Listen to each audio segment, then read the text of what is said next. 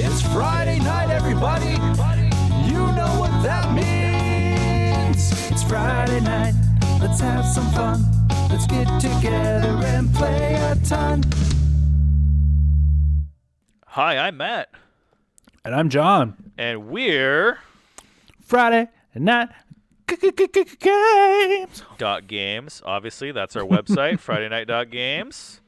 We are two board game enthusiasts who want to immerse you into our love of the hobby by bringing you board game content every Friday in podcast form. We create for several platforms, including Twitch on Monday nights, 8:30 p.m. Eastern Standard Time, Twitter, Instagram, YouTube, and that's it. The internet. On today's show, we have challenged each other to come up with and design a board game based off a video game. And we will do our best to sell our idea to the other people on this podcast. Speaking of which, we do have a special guest who will come near the end, Mr. Kevin Kwan, our lovely editor.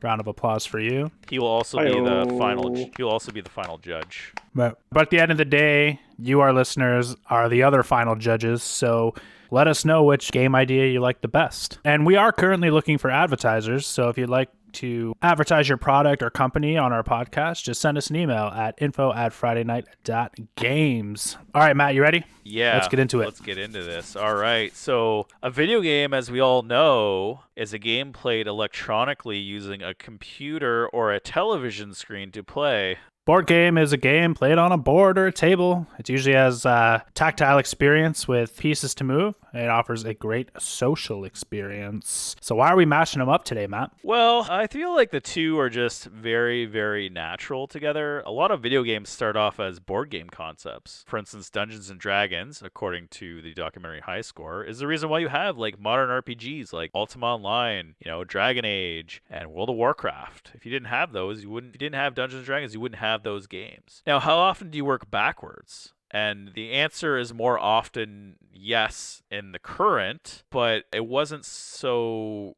yes a long time ago. Before you had mainly video games, and those didn't translate backwards because people were interested in playing digital experiences as opposed to the boring cardboard experience. But, I think we disagree. We think the cardboard experience is more superior, but that's just an opinion. What about you, Jon? For me, I look at it as IPs are where the money's at. I also did not fact check that at all.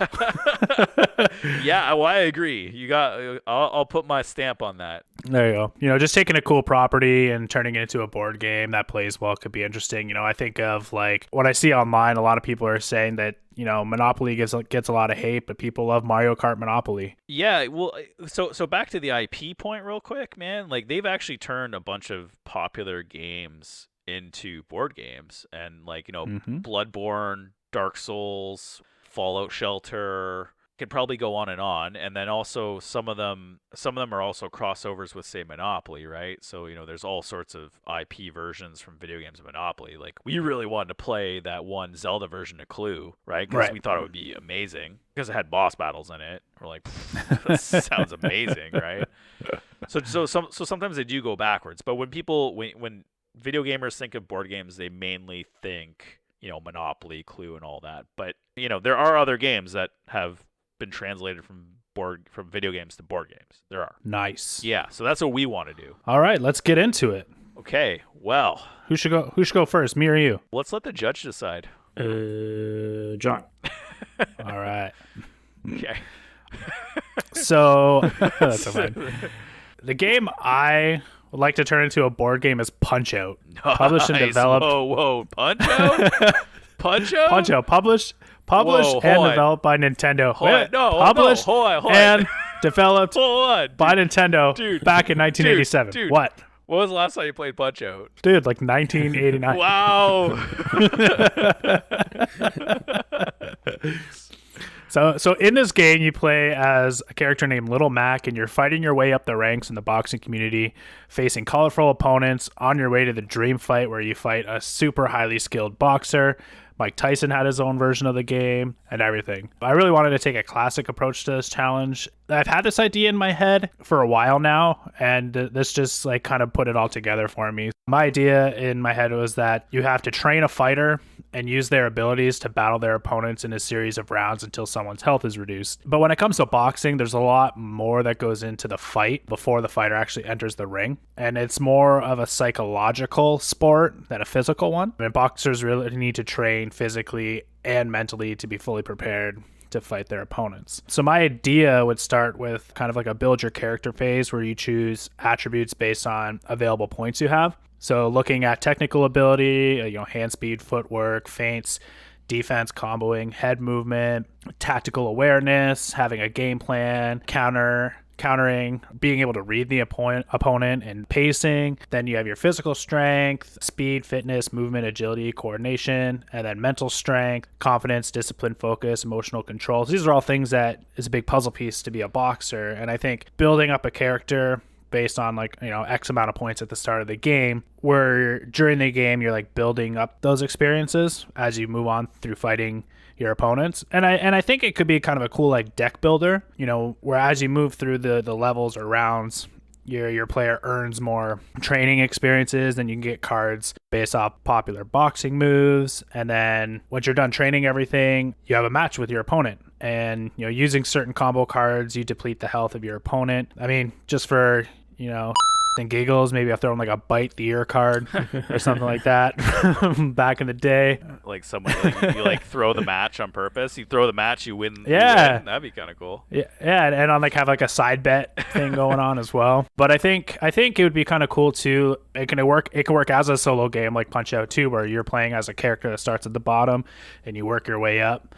Tournament style fights against a set list of characters. I give this game idea an A+. I actually remember you talking about it a little bit back a year ago. Well, right now, but I remember you mentioning it a year ago when you're like, when we were at PAX South, you were like, being around a bunch of amazing game designers, you had this idea came to you. I remember that. Yeah. I remember that. You talking a little bit about it. And you wanted to make it a deck builder then too. So that's really cool. I didn't know about this two-phase. I like this two-phase thing. It's like, so phase 1 is you train your deck, and then phase 2 is you go against your opponent, right? I think that's super cool because you don't see that. That hasn't been done yet. So there you go. Someone's gonna. Well, it's copywritten now, so yeah, you heard it right here.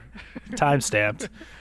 unless you work with another designer on it, like bring in some of the people we know and have them kind of flush it out. Hey, if you're a designer and you're listening to our podcast and you want to work on this, let's do it. Specifically, Alex or Jim. Just throwing it out there. And for our listeners, Matt means Alex Eston of NES and Jim Fitzpatrick, the creator of Mission to Planet Hex. So that's mine. I would call it Punch-Out. Actually, I want to call it Bout, to be honest. Oh yeah, Bout. That would be a cool name. Bout. I want to call it Punch In. It's a work-related game. Is that a worker placement? No, it's about working as a software engineer. You have to build up yourself and you have to fight your opponents. No, I actually think that's a really cool concept, man. You did a great job there. Cool. You got my vote. Sounds cool. Mine's not even that great. Man, all right. I have to go second to this. This is gonna be hard. Okay, Kevin. Show us what you got. Let's do it. What do you got, Matt? All right. Well, I kind of went with a popular genre. So roguelike games were kind of taking out 2020 on the consoles and PC. So a game called Hades came out, which won a bunch of awards. And I actually really thought, I'm like, this game is it's complicated and it's very Diablo-like system, but you're constantly dying. So here's a definition of a roguelike game. It's a subgenre of role-playing games characterized by a dungeon crawl through procedurally generated levels, turn-based gameplay, tile-based graphics, and permanent death of the main character. Most games are based on high fantasy, reflecting influence from Dungeons and Dragons. So basically, you go into a dragon. So basically, you go into a dungeon and get as far as you can. So just like Diablo, it has a story narrative, but it's harder to die. So in these games, you go in, it's easier to die. Once you die, the game's over. Quick editor's note, Matt mispronounced some words during this recording, so we are going to go and replace them with the correct pronunciations, and that's what you'll be hearing for the rest of the show. But what really comes to mind is the game of Hades. So in the current release, as of September 2020, developed by Supergiant Games to be an action role-playing roguelike and video game, you play as Zagreus. the son of Hades as he attempts to escape from the Underworld. to reach. Mount Olympus. So you run through a set of challenges and a random series of rooms populated with enemies and rewards. You will die often, and the player uses the gained treasures to improve attributes and unlock new weapons and abilities to improve chances of escaping on your next sets of tries. As you get stronger, boss battles change, they get harder, they have different dialogue. And when you die, you actually get to explore the underworld and interact with all sorts of characters there. So, any questions on that game, John? No. How do you make it into a video game? How do you make it into a board game? Well, I specifically have a note that asks you questions. All right, fine. We'll skip that. Let's make this into a game. All right. So very simply, two ideas come to mind right away. One wouldn't be necessarily a board game per se. It could be like a D&D engine, Pathfinder or, rule set 4 or 5 or whatever, and create a campaign around it. And you just kind of like have everyone make a character, and then you kind of start to run this dungeon, and then you just kill everybody off because they just cannot win, right? And then everyone's so disappointed. You're like, no. You start off back at town, and then you're like, hey, you killed those monsters, you get to upgrade your stuff. And then you're like, hey, no, we're just gonna keep doing it. I think that would be super cool. Kind of get them into that D&D. Hey, like here's a challenge. Can we get better at base to go into the next thing? I think people would love that. So as they progress, maybe they fight the same bosses, but then you change how it is. So like, oh yeah, we fought this person last time. I had to use water magic, and it's like, no, this time they're using fire magic because you used water magic last time. I think that'd be so cool. And then you just keep killing them basically. So like does the game like learn as you play or something? Well, you're the dungeon master, so you would have to learn yourself as you play. Oh, fair so enough. I think it would be a cool D&D module. I mean, this is game number 1. I just want to throw it out there because it's the most obvious thing. And then as players learn to defeat enemies, and they can gain shortcuts to kind of progress them to the boss battles and stuff. And I think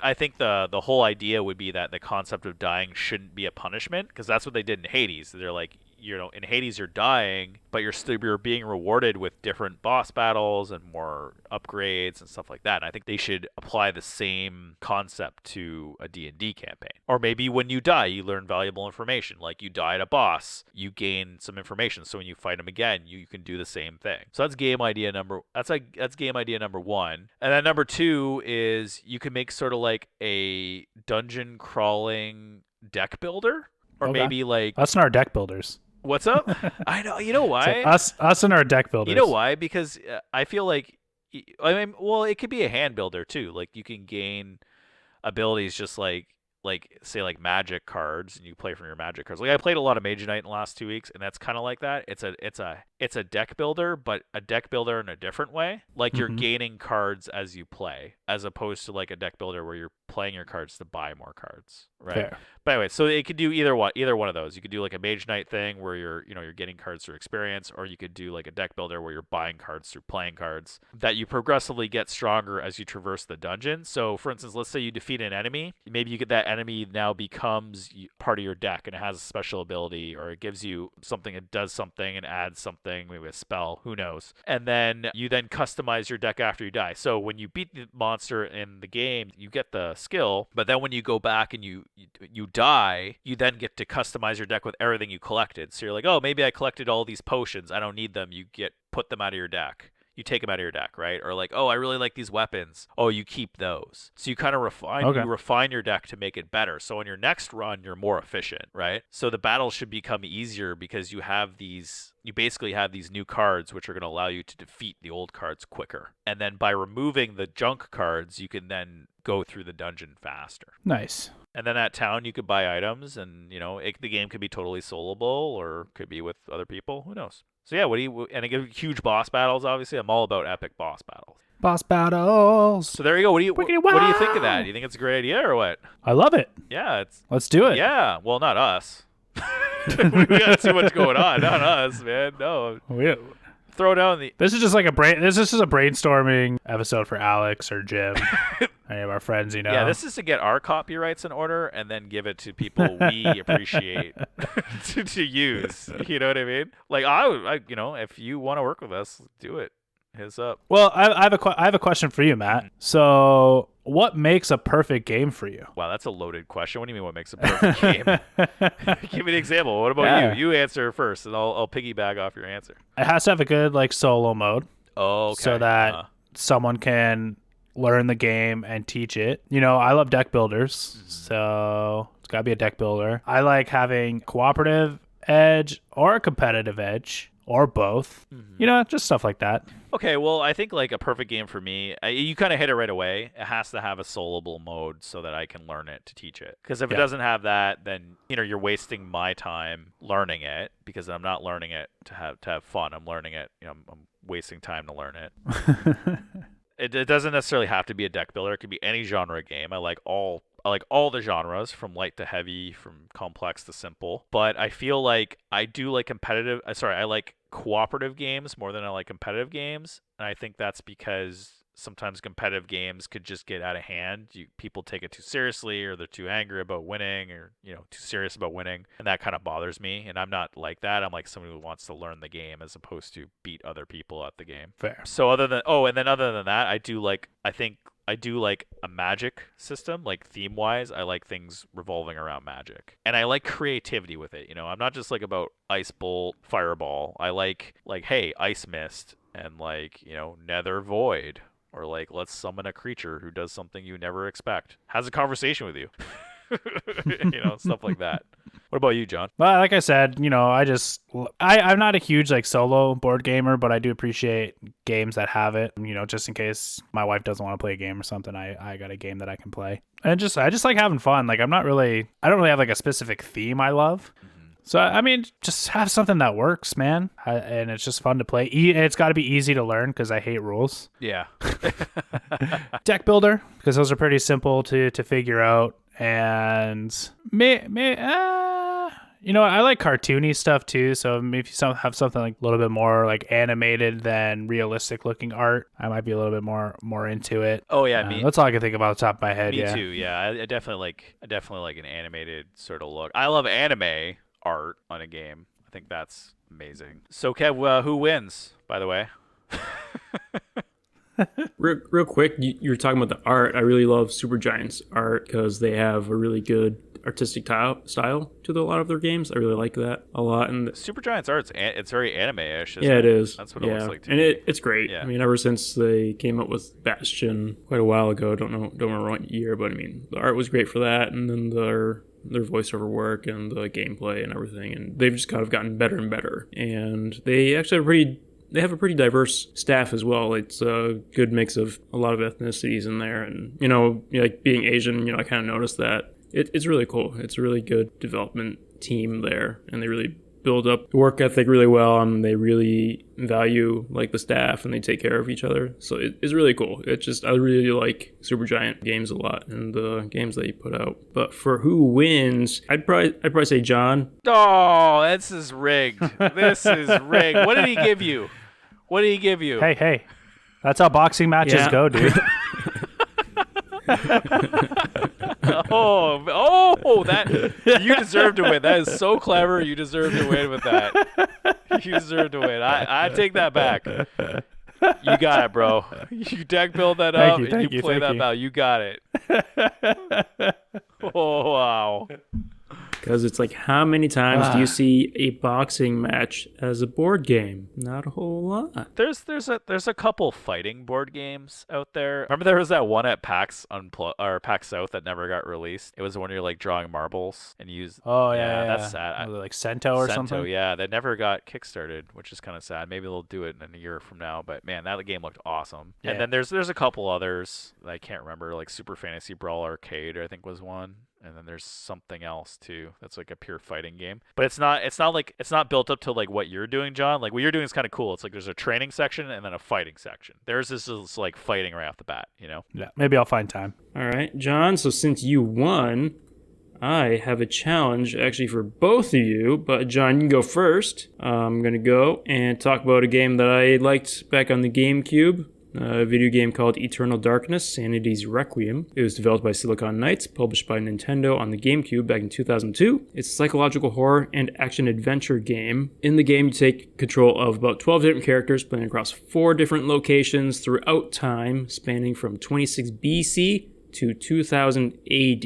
And the story starts off in 2000 AD, where you play as Alexandra Roivas. She finds herself returning to her family's estate in Rhode Island after her grandfather, Edward, is found brutally murdered. Alex then decides to investigate the mansion where he resides, and she stumbles upon a secret room containing a book bound with human skin called the Tome of Eternal Darkness. Kind of like in Evil Dead, more. like the Necronomicon. So then she decides to read it, and she finds it contains accounts of various people in the past. And this is where you go and you play as the various characters throughout time. And what's really cool about the game is that it incorporated like sanity effects, which they actually trademarked. And this is tracked by a green bar on the left side of the screen. And this is supposed to represent the player's sanity, like your grip on reality. As it gets lower, once you get spotted by enemies, subtle changes will happen to the environment, maybe random game effects. And these can seem random, or just kind of game breaking, or so it seems. So subtle things might be like you're walking down a hallway and then a statue's head moves to follow you, and then you go to check it out and the statue isn't doing anything. Or you might hear some like unsettling noises, like in a creepy horror movie, like moans and groaning, or a baby crying randomly in the middle of a cave for some reason. And it could go up to not so subtle, like you're walking through a cave and your arm falls off. Or you enter a room that is out of place, like you're in a mansion, and then you go walk through a door and then it's a cave for some reason. And then after a few seconds, it just snaps back to the mansion and it never was actually a cave. You just never left that room. Or sometimes you might have something like bleeding walls or like ceilings, or, you know, you might just all of a sudden die or something. And the ones I really like when your sanity gets really low are the fourth wall kind of breaking things, like you'll be in the middle of a boss fight and then the screen just straight goes black. Like you'll think your TV went out and you're like in the middle of a really tense boss fight, you know, and then you wait a few seconds and then it snaps back on and you actually like just beat the boss. At least you hope so anyway. Or the volume, you'll see like a volume bar on the screen and it'll just like start going down even though you're not touching anything. Or you might get a blue error screen just out of nowhere. One I really like is that, let's say, sometimes like you'll be like 8 hours into the game, 8 or 10 hours in the game, and you'll go to save. Rather than saying save, it'll say delete file, or your other choice will be continue without saving. So obviously you hit continue without saving, and then it just pops up with a bar that's filling up saying deleting all saved files. So you're pretty much freaking out, going on, oh crap, what the hell's going on? And it's actually just one of the sanity effects again, and it snaps back to you being at the save point. I like the psychological aspects of it, and it weaves into the video game realm of it really well, just because you have that technology there and you have almost total control of the player and how they're controlling things, and you have, as a developer, you have control of the TV and the video game system. But for a board game, how would you guys incorporate those things into play? Easy. Oh, yeah. Bill and Ted's Excellent Adventure, obviously. Just make a game. He's got to go through time and dodge sanity. Yeah, I don't know like specifically like what I could do board game style for it, but I think if you're going to do something around quote unquote sanity effects, you should have almost like as you progress through the game, you get kind of like, oh no, you can make it like a legacy game.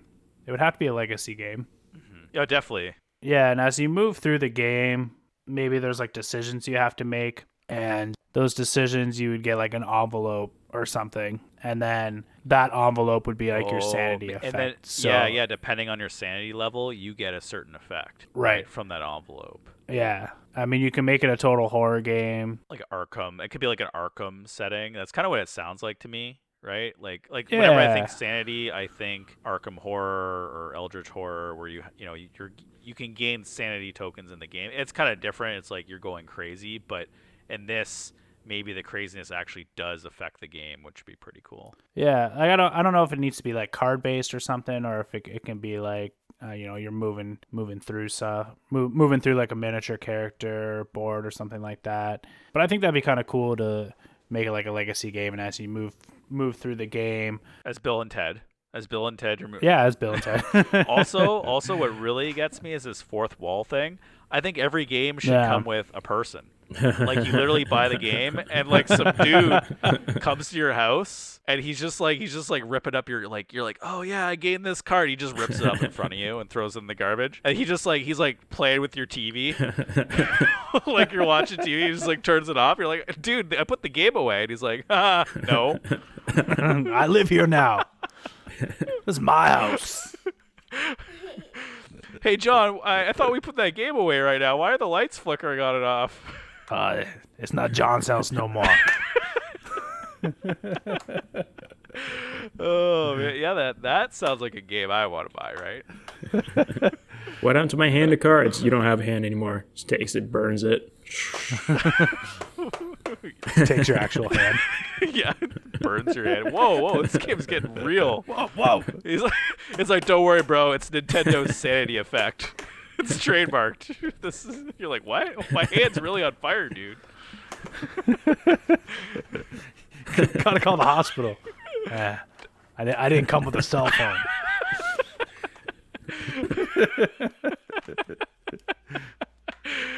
Oh yeah. So there you go. We answered your question. Bill and Ted. When it comes with John. Yeah, I just come to your house. The game includes my plane ticket. And hotel and salary. Because you got to make some money off this here. All right. So, Kevin, what did you think of that board game we just made for you? I think it's pretty cool. We should make it, trademark it, patent it right now. And on that note, does that win? Is that the best game of those three? Yes. Because it comes with John going to your house and burning your hand. Note 2, I will not come to your house, and I will not burn your hand. Wow, that's too good. Okay, well, on that note, what are some of the top games or genres or anything that you've ever played, video game wise? It's been a long time since I played a video game that I enjoyed. I mean, more video games now seem to be more geared to solo player play. I really like horror games. Games with like jump scares in them. Okay. Like, I really like playing Resident Evil and Silent Hill. Oh yeah. And more recently, like the Alien games that have been coming out have some pretty cool jump scares in them. And then I like fighting style games too, like Mortal Kombat. Oh, nice. I love. That's a good segue to me because I love fighting games. I love fighting games. Yeah. I almost actually bought Grand Blue Fantasy Versus over the break, but then I was like, I don't have any time to play this game ever. So I'm probably never going to be able to play it. So I just gave it up. But the cool thing is that the game is friendly to beginners. And I withheld because it didn't have all the character releases. Sometimes it takes a while before they release all the characters. So I'll buy it in like 2 years once they have everything done, you know. Yeah, it's got a really deep fighting engine too. So it's like there's a lot there to master as well. But that one specifically is beginner friendly, which is super cool. So yeah. What about you, Kev? Over the years, I've played a lot of RPGs and action adventure games like God of War, but also like some like Uncharted on the PlayStation, PS3, PS4. Lately, I finished up Persona 5 like last year, but that was a really good one. I like that a lot because it mixes in like the combat, dungeon crawling, but also it mixes in like a social sim. So you can kind of go and interact with characters, kind of learn what type of person they are, how you can interact with them best, and then it also kind of incorporates a little bit of a dating sim in there too, because you're like building relationships with people of the opposite sex. This one doesn't have same gender couples. Not progressive. Not yet, but maybe in the future. Persona did have some previous, because they'll go and they'll release the main game and then they'll kind of go and do a remix of it later on, and then in that one they might change the protagonist from male to female, let's say, or you have a choice, but then they won't change the relationships, so they won't change the characters that you have relationships with, so you might end up in a relationship with a female, so it's female, but you don't have like male to male. But maybe in the next one, who knows. Oh, another game I forgot about that I enjoy. I like playing like Mass Effect. Oh, yeah, that was a good one. Nice! I really love those series.